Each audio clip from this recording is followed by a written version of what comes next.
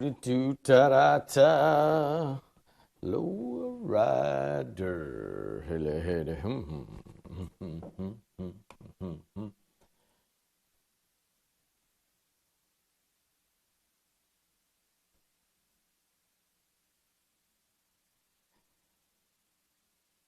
Hey everybody, what's going on today? It's a beautiful, well, it's not really a beautiful day, but it could be a beautiful day. If you want it, Kind of it's a cloudy. beautiful day. It can, we can work something out and just act like it's not cloudy and we're in the middle of a coronavirus. And we got a ray of sunshine on the screen and on the radio right now. And that is Dr. Sean Kondamuri with Midwest Spine. Doctor, how you doing today? Doing fantastic, Jim. Doing Hey, great. I got to tell you that this has taken a little bit different turn than I would have expected, okay? And I'll explain if you don't mind. Debbie's like, hey, we want you to talk to a spine doctor. And I'm like, okay, I've talked to every kind of doctor there is, just about. Okay. And I realized today when I interviewed a guy earlier that there was one kind of guy that I had never talked to, and I'm going to make sure it happens, and that's a bomb technician. But other than that, I've pretty much covered everything, all right, man? I've been doing this off and I on bet you since have, Jim. 1985, right? So when I said a spine doctor, okay, we'll talk about interventions and stuff.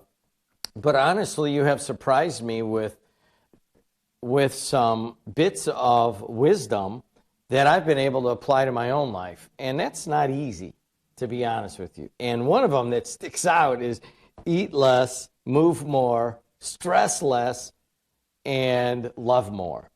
And Love I know more. that's not yours, but I keep coming back to it. I've even repeated it to people. So thank you. I appreciate that. Not only do you You're pay welcome. me, I'm thanking you. All right. It's so nice because it's an easy thing to remember. You hear that once, you can almost always remember it. And it covers most of the important things that we have to kind of take care of in our lives. And we all have stresses. If we just remember some simple things like that, you can, if you apply them, life can be easier. And Midwest Spine is a sponsor of me and what I do here, so we appreciate them doing that. And so, Doctor, let's get right into like kind of where we're at right now, all right? And that is one of the things that is going on, and the geopolitical sometimes have an effect, obviously, on our health with the pandemic. But let's leave that for a side. Right now, they're going to start opening up the parks. They're going to start opening up, not yet. I think you can start boating today. So if you want to go canoeing, I think you can start canoeing. And but not the parks themselves aren't all open yet, but they will be. And there has been record numbers of people already out walking and running and just trying to get outside. But it's been kind of crappy out. It's going to get nicer, and the parks Sure. are opening. We still got a social distance. Got any tips for Yes. people as they do this? I think that one thing, I mean, there's a lot of things I could say, but one thing that comes to mind right now is, just kind of relax. I mean, I don't think you have to overly stress. Um, we have enough stresses being thrown at us right now. I mean, almost 600,000 people are unemployed in Indiana. There's a lot of stress out there, but there's a lot of good that comes out of this. So let's just try to look at the bright side of things. I mean, you do get to get outside now. And actually, let's be honest, many of us have been outside anyway, if not wearing masks, at least outside, really socially distancing by walking in your neighborhoods. And there's nothing wrong with that. I mean, you can get out there and walk in your neighborhoods, take some precautions, wear a mask if you're in close quarters with people. Try to maintain 6 feet at least, if not more space than that.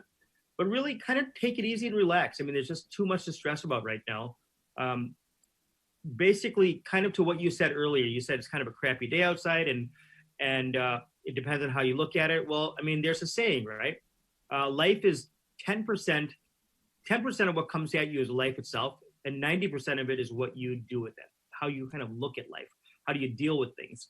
Everybody who is a really, you have some friends who are probably like, all about, they're all, sunshine, excited, always happy, always smiling. And then you've got somebody else who's always grumpy, always irritated, always like, Mr. Downer, Debbie Downer. Um, they have the same, they might have exactly the same lives, but somebody looks at things with a glass half full and some people look at things with a glass half empty. You really, it is all your perspective. Well, you know, Doctor, with all due respect, it's kind of hard to keep the glass full sometimes these days. And I think that one of the things I see people doing is they're immersing themselves into the news and the bad news and every little turn of that. And, you know, I know doctor is a spine doctor ultimately, but you know, as we found out, he's very much into the holistic way of living. So let's go at that. But and I even find it myself, so I know what answer I'm looking for, and that I'm always watching the news because I got to be prepared for the next day. But as soon as it gets to be 3 o'clock on Friday, I tell my wife, I don't want to see it till Meet the Press on Sunday morning. It's that day and a half of break.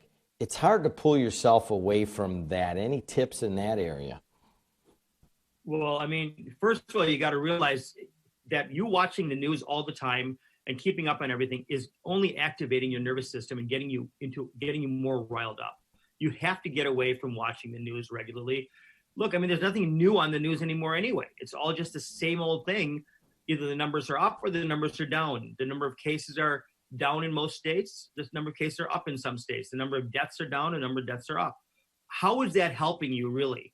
I mean, you're not on the front lines. You're not making political decisions about where to put resources in America. You're not deciding the tough decisions that, you know, Governor Holcomb has to make about opening up Indiana and things like that. You have to take care of your family. You take care of yourself. So stop watching the news. I mean, watch the news for 15 minutes a day, and that's it. Because anybody who's already anxious and nervous is only going to get more activated. Their limbic system is going to get more activated if they watch more news. So the first tip, I guess, is don't do it. Just don't do it. Nothing is gained from It's that. so addicting, though. Everybody knows that. Yeah, it's the best show totally going, you know? No, there's a lot of good shows. I mean, you know, last night you should have watched The Last Dance. You know, look forward to the last. Do you know what The Last Dance? Yeah, my wife and I watch it every week except last night because I had to come here and get ready for the shows today. Last night was the best one, Jim. Yeah, I heard, and we said we're saving it for tonight, baby. So we're gonna watch stuff like that. Watch. You know, we should be watching things that make us happy and make us, you know, that are more uplifting. Watch shows that are funny. You know, watch old episodes of Friends or Seinfeld or whatever you're into. Watch fun stuff. You know, have fun with your family. You said earlier that it's not that easy for us to find the bright side of things. I don't agree with that, Jim. I mean, I don't want to diminish anybody who's got real medical problems or people who have real financial problems. I'm not going to say that doesn't exist, because it definitely does. But let's face it, I mean, more people are connecting with family now than they ever would have. Last night, one of my nephews graduated from college. He has no college graduation, right? Nobody's graduating at college anymore. So his mom and dad put on a virtual graduation. So there are like 40 people on the screen, family and friends, all watching this kind of made-up graduation that was done at home. Now, had he had a real graduation, the only ones who would have attended are maybe his parents and maybe a couple of uncles and aunts. But here we all kind of got to celebrate his graduation. We all got to hang out with family and friends and have a fun time. Yesterday was Mother's Day. You know, in the old days, you might have seen your mom and dad. Let's face it. I mean, a lot of us might not have even gone and seen their mom. And here, instead of just calling them up on the phone, you might have seen them on video. You might have actually done a Zoom call with mom, had a fun time. There's a lot of fun. There's things you can do. This never would have happened if we didn't have COVID. People are connecting more now, I think, in general, than they did before COVID-19. That's just my opinion. You were right. 25 today. We'll just do it like that. You were right. I read your email. You're like, all right, 25 every other week or 15. And I go, all right, you're right, because we're just now going to get warmed up, and then I'm going to wind it down. So let's do that. You ready with that? We'll do your suggestion. I don't always have to rule the roost. Hey, we're talking to Dr. Sean Kondamuri. He's with Midwest Spine on Calumet Avenue in Munster, but he will take, you know, pretty much any topic, and we can look a little bit more macro health if you'd like. So you could call him right now at 219-845-1100, or if you would like to text, I will put the text line up, and you can text in any sort of questions. All right, Doctor, you mentioned a word that we're all familiar with. The word is Indiana. We are one of the most unhealthy states in the United States. obesity, diabetes, so birth rates, and not so much length of life. For whatever reason, we live a reasonably long time, unhealthy time. Right. We're going in. It's time to remake ourselves as a state. And that's what Holcomb's saying. If you watch him, he's going to be on right after this. He's like, now's the time we can remake our state. Why are we 47th in this and 43rd in this? How do you do that, man? It's just as a person, you're sitting at home, you're like, right, I got the time, I can eat better, I can eat less, I can stress less, I can move more, I can love more. You got to have a motivation, though. At one point, you just got to kick yourself in the ass. Where's the first step in your mind? That's a tough question, Jim. I mean, because it all does come down to motivation, right? I mean, we can, you can tell your friends, I can tell my patients, my friends, all the right things to do. But, look, even most of my colleagues, most of my doctor colleagues are not in the best of health. They're not in the best of physical health or emotional health, or the best of financial health even. So it's not a lot. You don't want to say that. I don't want to say it's an easy thing to do. It is very hard to find the motivation. But hopefully, you find someone. I think it has a lot to do with people. You have to have somebody in your life who you can talk to, who can motivate you. Hopefully it's a spouse or some significant other, or a friend. I mean, at least, our, women, they talk with each other all the time. They speak, they talk about all their, deepest problems, and they really kind of get into things with each other. I think the bigger problem is men. Men have a hard time because they don't really express their emotions with anyone. They don't really talk to anyone at all about what's bothering them. It starts with really finding somebody you can speak to, and and just really knowing what's right. First, identifying what's wrong. I mean, identifying that there's a problem. A lot of times we just have problems, physical and emotional, and we don't identify it. I mean, you talk about Indiana being an unhealthy state. I mean, I don't know where we rank as far as obesity, but we're way up there. I mean, we're one of the, most overweight states in the country. And it all comes down to, unfortunately, just habits. And when you have obesity as one of your biggest problems in a state, that leads to all kinds of other illnesses like diabetes, hypertension, heart disease, and additional risks. If you ever have surgery and you're obese, you're going to have a much riskier post-operative course and intraoperative course. There's great risks involved if you're overweight. Especially is that you dinging? Is that you? Is that your phone dinging? Yeah, my phone's dinging. Sorry. All right. No, it's that's coming okay. through my computer. That's why it's dinging. Oh, okay. Yes. Yeah, you got to undo that thing. We're talking to Dr. Sean Kondamuri. Let's take a phone call, 219-845-1100. Hey, you're on the air. What's going on? Hi, Dr. Kondamuri. How are you? This is actually an old friend. Great. How are you doing today, Jim? I'm doing all right. What's going on? I know who this is.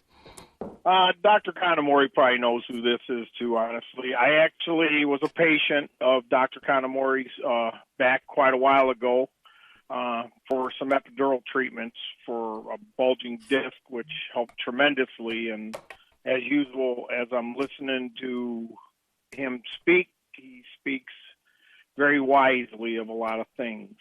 And I actually had the privilege of building Sean's building for him.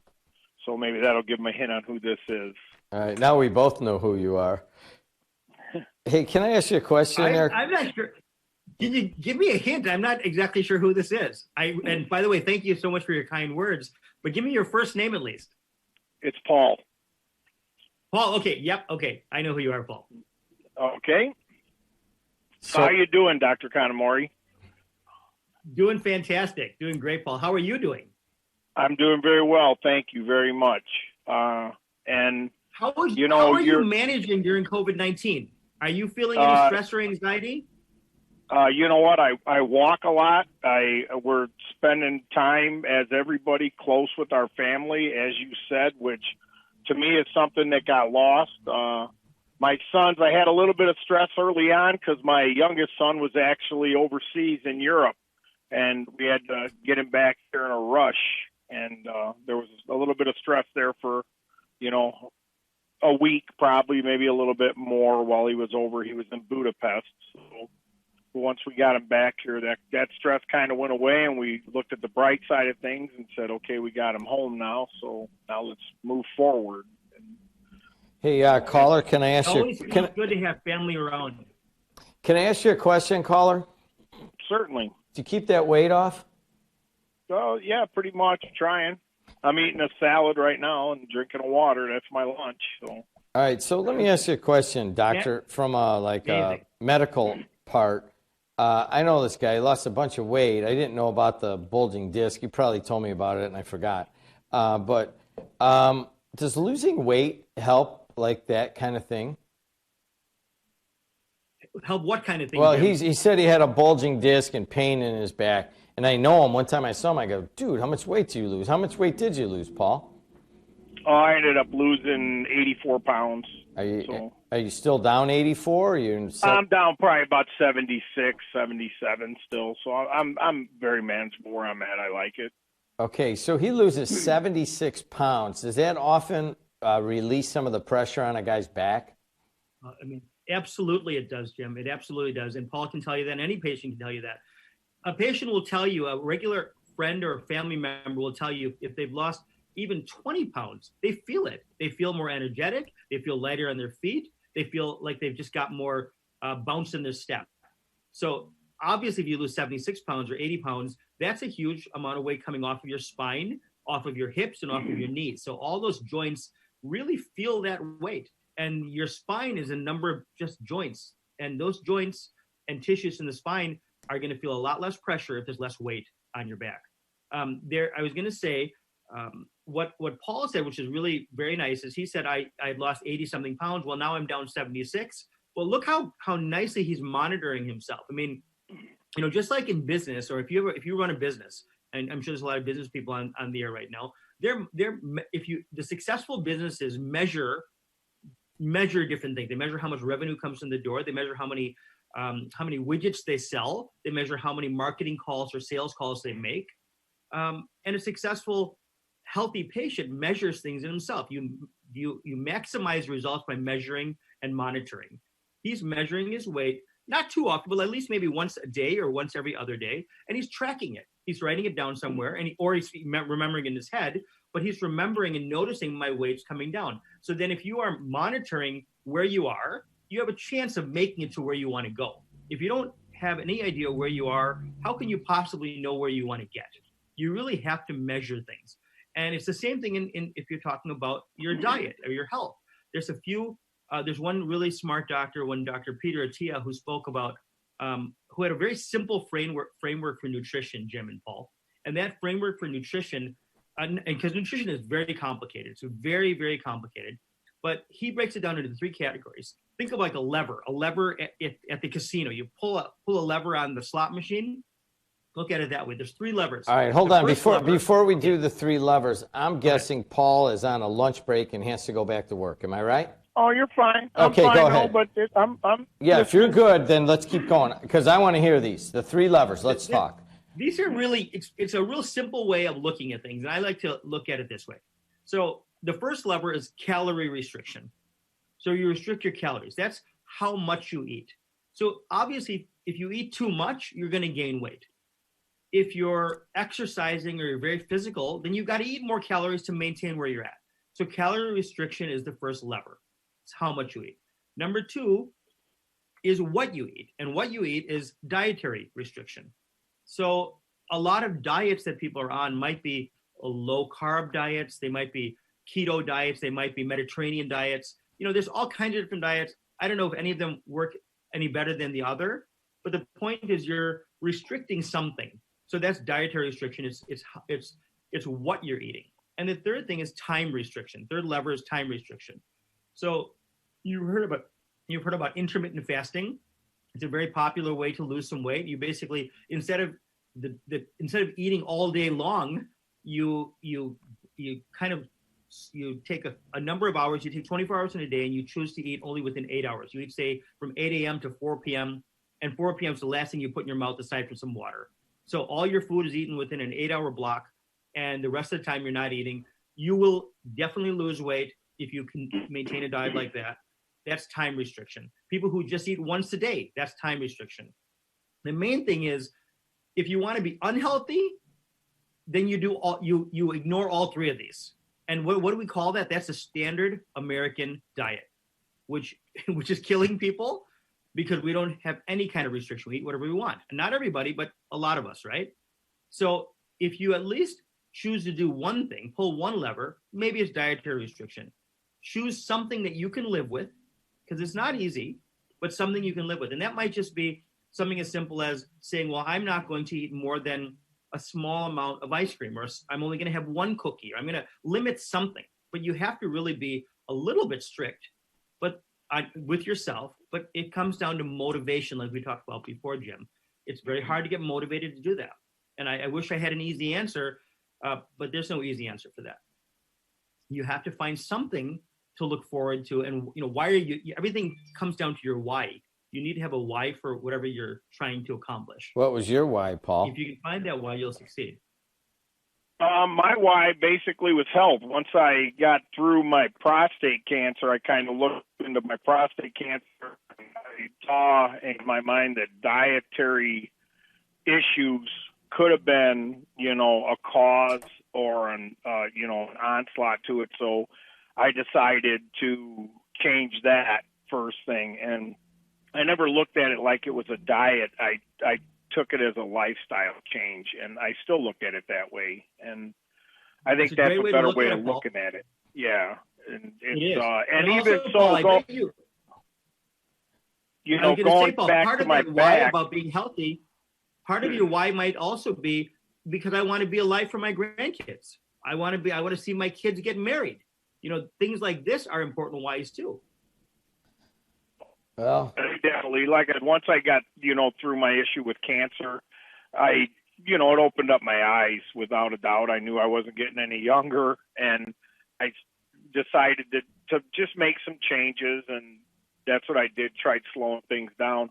But even like now, if my back bothers me every once in a while, I can feel that disc pinch a little bit or do something.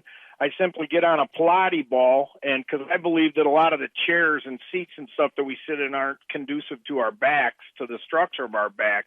And I just open my back up. I open my vertebrae back up, and that's something I learned through you guys and through therapy with you guys. And it helps tremendously. It makes it go away. I just open it up, and I do some Pilates stretches and do some yoga stretches, and it gets rid of it.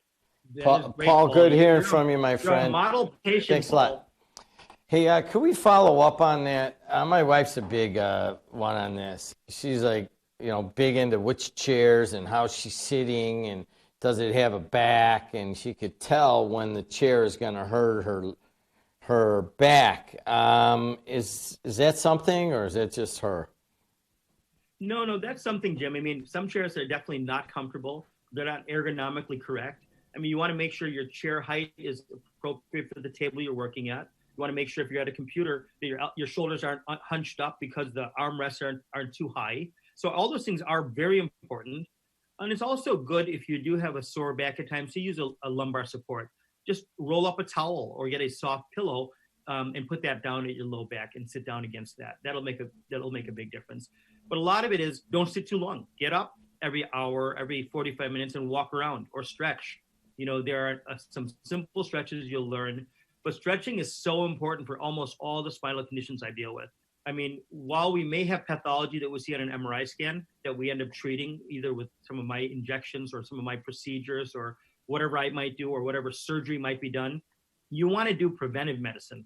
Before it gets to that, you want to do all the preventive work you can because the muscle envelope that surrounds our spine is the precursor to all the problems that you have.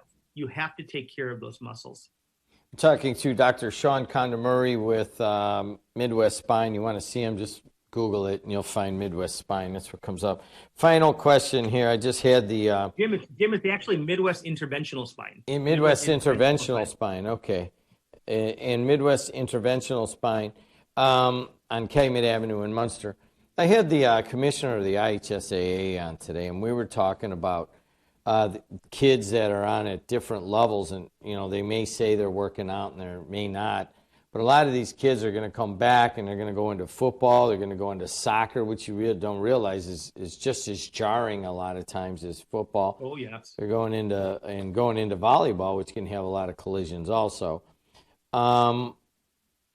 they're a little bit worried that some of these kids are going to come back and injure themselves because they're not ready.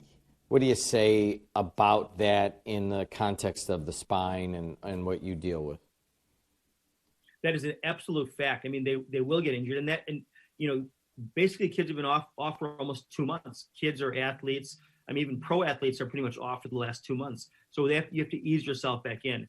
What I would recommend any kid do is, and I tell my own son, who's a freshman in high school right now, he's a tennis player. He's a very competitive tennis player. And he can't really compete in tournaments because all the tournaments are not there anymore. So he's trying to hit on his own. When he's on tennis courts, he hits the ball and he practices. But most importantly, it's fitness. You need to really work on fitness. And there's no reason a motivated athlete can't be doing some fitness at home, which includes stretching, a lot of body weight exercises, and get yourself into shape. And also really improve your stamina. They can run, they can work out. Even if they can't exactly play their sport of soccer, football, or volleyball, they can exercise. And I'm pretty sure most of them are. Most of the really motivated kids who really want to perform come the fall, when the fall season starts, they're working out. I mean, I know because I know a bunch of my son's friends are working out. But many are not, and those are the ones who are going to get injured. Yeah, that's the one that they're a little worried about, like how long of a time before the season starts. Typically, they're all in weight programs in the spring and all through the early summer. And then by the time you get to the late summer, you're kind of working on technique and you're working on team plays and specific maneuvers, even on the tennis court. And then now they're going to have to come back and they're going to have to do a little fitness first and then go into that rounds. But hey, doctor, thank you like always. Well, I hope they're doing their fitness now. I hope they're not waiting. I hope they're not waiting till they start their season to start their fitness, Jim. That you're not going to have great success that way. Yeah, that's definitely the concern of the commissioner and some of the other folks that I've talked with is like, man, you don't know really. I think what they do is they don't really know how the kids are going to show up. They may show up like, dude, I've just been doing nothing in my basement but running on a treadmill and lifting weights and stretching, and you're like a new person. Or is it somebody who's going to show up 20 pounds heavier because they've been sitting around eating frozen pizzas and watching and playing games? They're going to have a harder time. Yeah. Hey, he's Dr. Sean Kondamuri of Midwest Interventional Spine. Thanks so much, doctor. Thank you, Jim. Have a great day. You too. I'm going to end this meeting right here, and I will be done with that. And then I'll say goodbye to you guys. I will tell you this, that if you're watching now, keep it around. In about an hour, we will